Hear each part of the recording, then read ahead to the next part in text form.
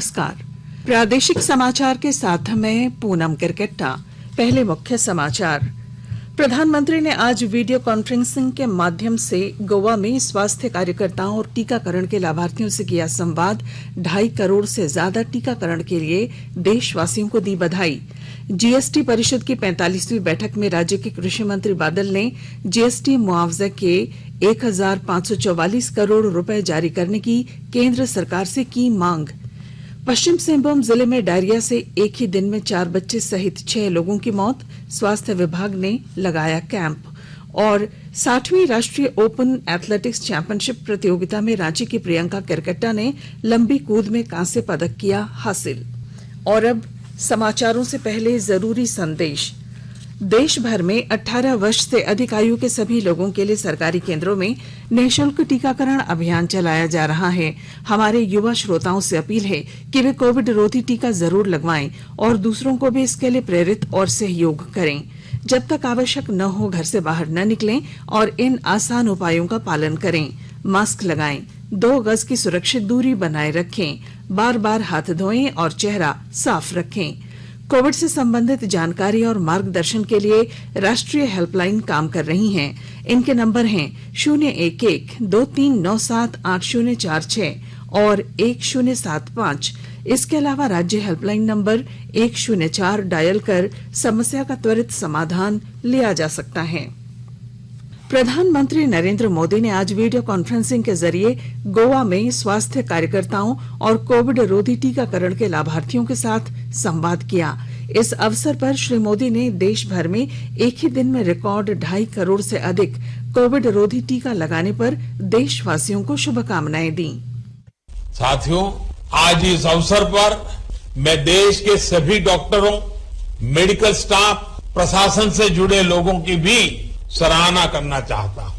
आप सभी के प्रयासों से कल भारत ने एक ही दिन में 2.5 करोड़ से भी अधिक लोगों को वैक्सीन देने का रिकॉर्ड बनाया है। दुनिया के बड़े बड़े और समृद्ध और सामर्थ्यवान माने जाने वाले देश भी ऐसा नहीं कर पाए हैं। कल हम देख रहे थे कि कैसे देश टकटकी लगाए कोविन डैशबोर्ड को देख रहा था। बढ़ते हुए आंकड़ों को देखकर उत्साह से भर रहा था। कल हर घंटे 15 लाख से ज्यादा वैक्सीन हुआ है।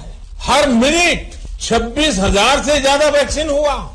हर सेकंड 450 से ज्यादा लोगों को वैक्सीन लगी। श्री मोदी ने गोवा में 18 वर्ष से ऊपर आयु के 100% लोगों को कोविड टीके की पहली डोज लगाए जाने पर बधाई दी।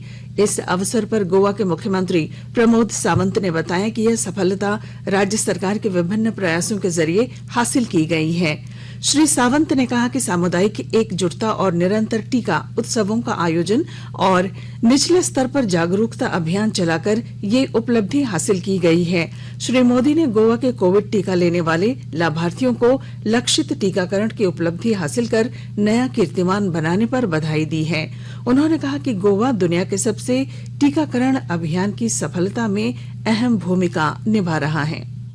गोवा दुनिया के सबसे बड़े और सबसे तेज टीकाकरण अभियान सबको वैक्सीन, मुफ्त वैक्सीन की सफलता में अहम भूमिका निभा रहा है। बीते कुछ महीनों में गोवा ने भारी बारिश, साइक्लोन, बाढ़ जैसी प्राकृतिक आपदाओं के साथ भी प्रमोद सावंत जी के नेतृत्व में बड़ी बहादुरी से लड़ाई लड़ी है। इन प्राकृतिक चुनौतियों के बीच कोरोना टीकाकरण की रफ्तार को बनाए रखने के लिए सभी कोरोना वॉरियर्स का, स्वास्थ्य कर्मियों का, टीम गोवा का, हर किसी का बहुत बहुत अभिनंदन करता हूं। वित्त मंत्री निर्मला सीतारमन ने कहा है कि जीएसटी परिषद ने पेट्रोल और डीजल को जीएसटी के दायरे में लाने का प्रस्ताव नामंजूर कर दिया है। इस मुद्दे पर वस्तु और सेवा कर परिषद के दृष्टिकोण को स्पष्ट करते हुए उन्होंने कहा कि केरल उच्चतम न्यायालय के एक आदेश के बाद पेट्रोलियम उत्पादों को जीएसटी के अंतर्गत लाने का प्रस्ताव किया गया था, लेकिन राज्यों ने इस प्रस्ताव को नामंजूर कर दिया। जीएसटी परिषद ने इस मुद्दे की जानकारी अदालत को देने का फैसला किया है। वर्तमान में खनिज तेल, प्राकृतिक गैस, डीजल, पेट्रोल और विमान ईंधन जीएसटी के दायरे से बाहर है। जीएसटी परिषद ने 2 मंत्री समूहों के गठन का फैसला भी किया है। इनमें से एक समूह जीएसटी दर को युक्तिसंगत बनाने का काम देखेगा, जबकि दूसरा ई वे बिल, फास्टैग, प्रौद्योगिकी संबंधी मुद्दे और अनुपालन संबंधी मुद्दे देखेगा। बैठक में झारखंड की ओर से कृषि मंत्री बादल ने कोयला के जीएसटी स्लैब में बदलाव की मांग की।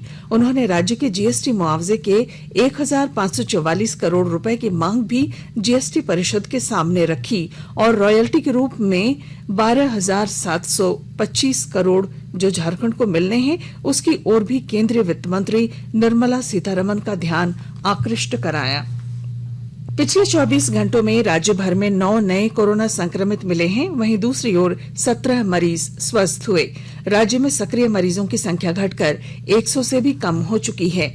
पूरे राज्य में मात्र 94 मरीज विभिन्न अस्पतालों में इलाजरत हैं। पिछले 24 घंटों में रांची से 4, जामताड़ा से 3 और बोकारो देवघर जिले से एक कोरोना संक्रमित मरीज की पुष्टि हुई है। राज्य में कोरोना से स्वस्थ होने की दर 98.49% है। इधर कोरोना टीकाकरण अभियान में पिछले 24 घंटों में 67,968 लोगों ने कोरोना की पहली डोज ली। वहीं 32,373 लोगों को टीके की दूसरी डोज दी गई। राज्य में अब तक 1,57,71,000 से अधिक लोगों को कोरोना की वैक्सीन दी जा चुकी है। राष्ट्रव्यापी टीकाकरण अभियान के तहत पिछले 24 घंटों में 2.5 करोड़ से अधिक कोविड रोधी टीके लगे।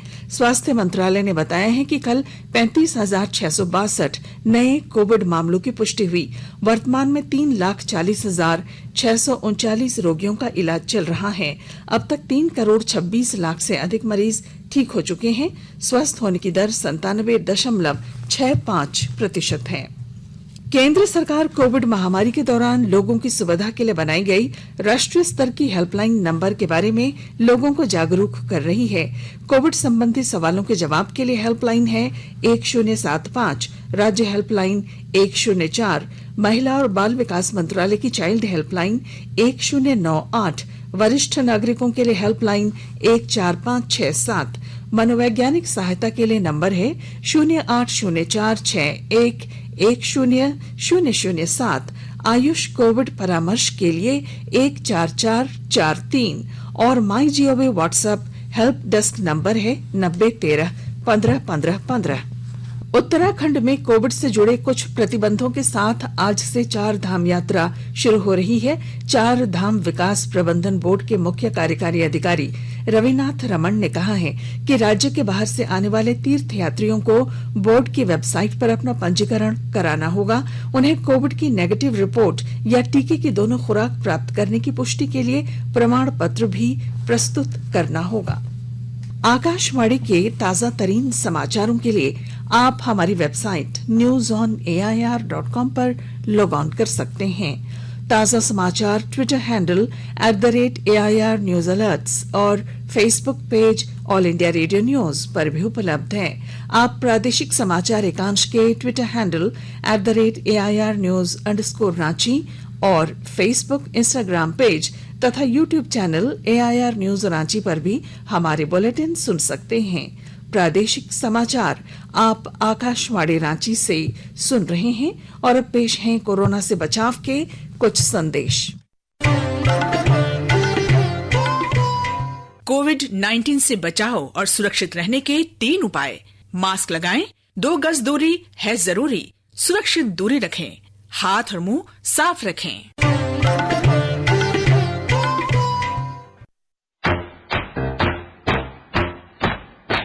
चलो मिलकर एक शुरुआत करें, चलो एक फैसला आज करें, मास्क नहीं तो टोकेंगे, कोरोना को रोकेंगे, चलो इस वादा करते हैं, चलो कुछ वादा करते हैं, मास्क नहीं तो टोकेंगे, कोरोना को रोकेंगे। भारत सरकार द्वारा जनहित में जारी। प्रादेशिक समाचार में आपका फिर स्वागत है। पश्चिमी सिंहभूम के टोंटो प्रखंड में डायरिया के कारण 6 लोगों की मौत हो गई है, जिनमें 4 बच्चे शामिल हैं। स्वास्थ्य विभाग ने जिले के टोंटो प्रखंड में झाड़ फूंक के चक्कर में हुई मौत की सूचना पाकर बीर सिंह हातू गांव में कैंप लगाया है। जानकारी के अनुसार जिले के टोंटो प्रखंड में 11 सितंबर से डायरिया फैला हुआ है। जिले के सिविल सर्जन डॉक्टर बुक्का उरांव ने इस मामले की पुष्टि करते हुए बताया कि कल से ही टोंटो प्रखंड में मेडिकल टीम कैंप लगा रही है। डॉक्टर उरांव ने बताया कि मेडिकल टीम द्वारा लोगों को सभी आवश्यक चिकित्सा मुहैया कराई जा रही है। पाकुड़ जिले में अपराध नियंत्रण के लिए पुलिस विभाग ने लोगों के साथ मिलकर एक टीम का गठन किया है। इस टीम के बनने से जिले में कई अपराधियों की गिरफ्तारी हो चुकी है। विस्तृत ब्यौरा दे रहे हैं हमारे संवाददाता। छोटी बड़ी वारदात हो, कोयला चोरी, विद्युत तार चोरी के साथ ही चल रहे शराब एवं लॉटरी के अवैध कारोबार की लोग खबर भी करने लगे हैं। इसका नतीजा यह निकला है कि जिले की पुलिस को अपराधों के उद्भेदन के साथ लॉटरी, शराब एवं चोरी का कोयला, विद्युत तार को जब्त करने में बड़ी सफलता मिल रही है। पुलिस अधीक्षक के द्वारा जन सहयोग समिति के गठन के बाद अमलापाड़ा थाने की पुलिस को फरार कुख्यात अपराधी लखिंदर राय की गिरफ्तारी में सफलता मिली, तो लीटीपाड़ा थाने की पुलिस को 3 हत्यारोपियों की गिरफ्तारी में मदद। लॉटरी के अवैध बड़े कारोबार का खुलासा करने के साथ ही लाखों रुपए के लॉटरी जब्ती एवं 1,43,000 रुपए नगद बरामद करने में भी पुलिस ने कामयाबी हासिल की है। राम प्रसाद सिन्हा, आकाशवाणी समाचार, पाकुड़। देश के 75वें स्वाधीनता दिवस समारोहों के उपलक्ष्य में आजादी का अमृत महोत्सव के अंतर्गत प्रादेशिक समाचार एकांश आकाशवाणी रांची द्वारा स्वाधीनता संग्राम और उसके गौरवशाली इतिहास पर 18 अगस्त से साप्ताहिक अमृत महोत्सव क्विज का शुभारंभ किया गया है। आजादी के 75 वर्षों का पर्व अमृत महोत्सव प्रत्येक बुधवार शाम 7 बजे प्रसारित होने वाले प्रादेशिक समाचार के दौरान पूछे गए प्रश्न का सही उत्तर देने वाले प्रथम 10 प्रतिभागियों में से लकी ड्रॉ द्वारा चुना हुआ एक प्रतिभागी इनाम का हकदार होगा। इसके लिए सुनते रहें आकाशवाणी रांची का प्रसारण।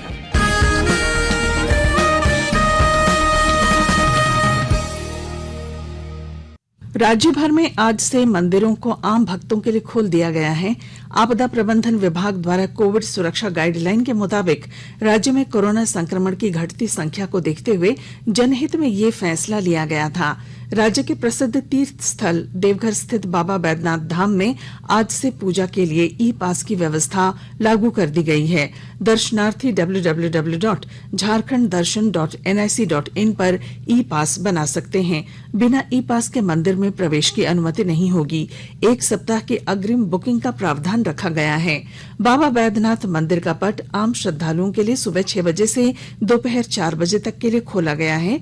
इधर रजरप्पा स्थित छिन्न मस्तिका मंदिर, इटखोरी स्थित भद्रकाली मंदिर, दुमका स्थित बासुकीनाथ और रांची स्थित पहाड़ी मंदिर समेत सभी मंदिरों को श्रद्धालुओं के लिए खोला गया है।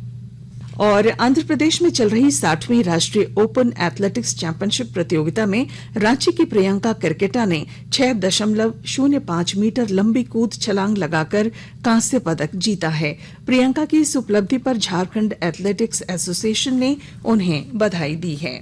और अब बुलेटिन के आखिर में मुख्य समाचार। प्रधानमंत्री ने आज वीडियो कॉन्फ्रेंसिंग के जरिए गोवा में स्वास्थ्य कार्यकर्ताओं और टीकाकरण के लाभार्थियों से किया संवाद। 2.5 करोड़ से अधिक टीकाकरण के लिए देशवासियों को दी बधाई। जीएसटी परिषद की 45वीं बैठक में राज्य के कृषि मंत्री बादल ने जीएसटी मुआवजे के 1,544 करोड़ रुपए जारी करने की केंद्र से की मांग। पश्चिमी सिंहभूम में डायरिया से एक ही दिन में 4 बच्चे सहित 6 लोगों की मौत, स्वास्थ्य विभाग ने लगाया कैंप। और 60वीं राष्ट्रीय ओपन एथलेटिक्स चैंपियनशिप में रांची की प्रियंका करकेटा ने लंबी कूद में कांस्य पदक किया हासिल। और इसके साथ ही आकाशवाणी रांची से प्रादेशिक समाचार का ये बुलेटिन समाप्त हुआ। नमस्कार। घर में रहिए, सुरक्षित रहिए और सुनते रहिए आकाशवाणी।